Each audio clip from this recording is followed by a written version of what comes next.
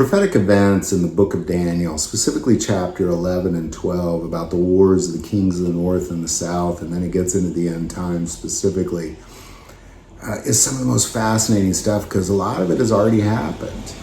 And we could then see that this played out exactly like Daniel said it would play out. But there's a lot of it that has not played out yet. And there's one particular aspect that always intrigued me. And about 10 years ago, I kind of remember thinking, man, it feels like we're there.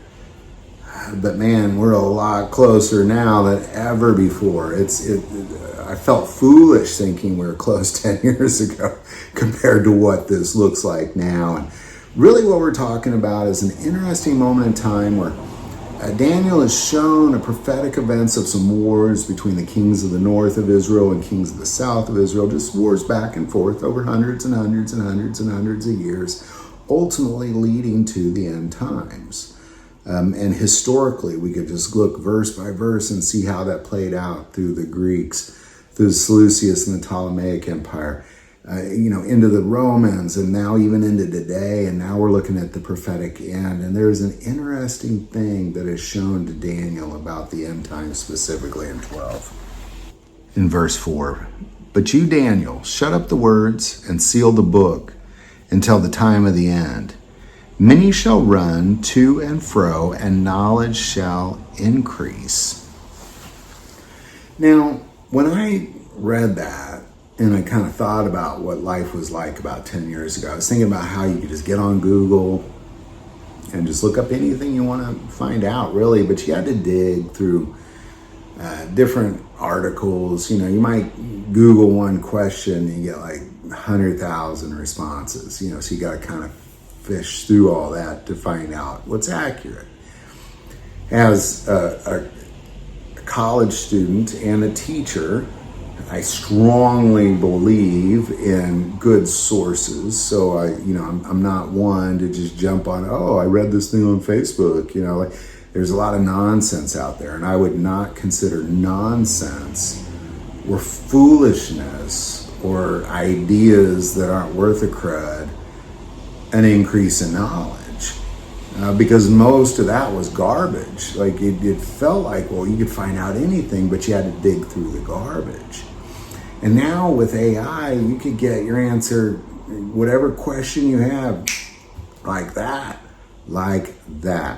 And most scientists would argue that every week, human knowledge is being doubled. Every week. I mean, think about that. We went thousands of years of chiseling away on stones and riding horses. And then all of a sudden we see this industrial revolution in the late 1800s leading to what we have today. And then now it's just doubling every week because of artificial intelligence. Systems that can dig through all of human knowledge and go beyond these things. That what we're looking at today is we're looking at humans running to and fro, and knowledge is becoming, and that word is really great, increasing to a great degree, like not just good, but great.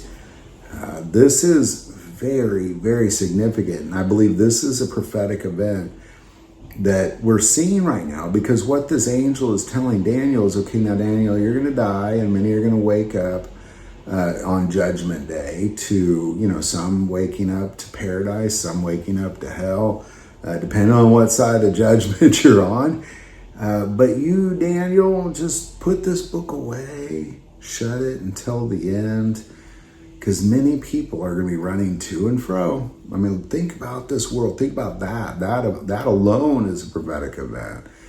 I could wake up in California and be in Paris by the afternoon, just running to or fro, people just going everywhere. During Daniel's time, what we were looking at people pretty much stayed where they were born or didn't make it too awfully far.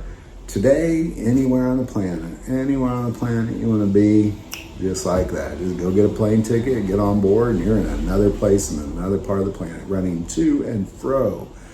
around, and knowledge is increasing. It's getting so much greater on a weekly basis. Every week, just greater knowledge, greater knowledge, greater knowledge on a weekly basis. It's bizarre to think about. You know, I remember when I was a child, we had a set of encyclopedias. You know, that was my knowledge. That's what I had, you know, whatever my teacher taught me in those encyclopedias. Could I go to the library? Sure. But I just had the local library, and that's what I had.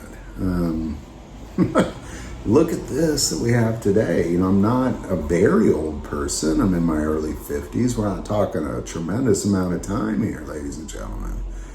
And now we're doubling it every single week. It's just incredible. But you, Daniel, shut up the words and seal the book until the time of the end. Many shall run to and fro, and knowledge shall increase. Truly unlike anything we have ever seen before. Any thoughts or insight you might have on it, definitely put it below. I don't think Daniel could have ever even dreamed, when he said knowledge shall increase, that he'd ever dream of what that really looks like in today's world with this artificial intelligence. It's pretty crazy and very eye-opening. If you believe in biblical prophecy, because I think the most fascinating thing about this book, and I'll just kind of go back to that, is that this whole vision that Daniel has about the warring of the kings of the north and the south, every single word has played out exactly like Daniel was told it would. This is going to turn out exactly like Daniel was told it would, and we're staring at it right in the face. And it's not just this prophecy. There's so many others. Red heifers, the Euphrates River drying up, peace in Israel. I mean, just check, check, check, check, check. But this one, it's worth noting.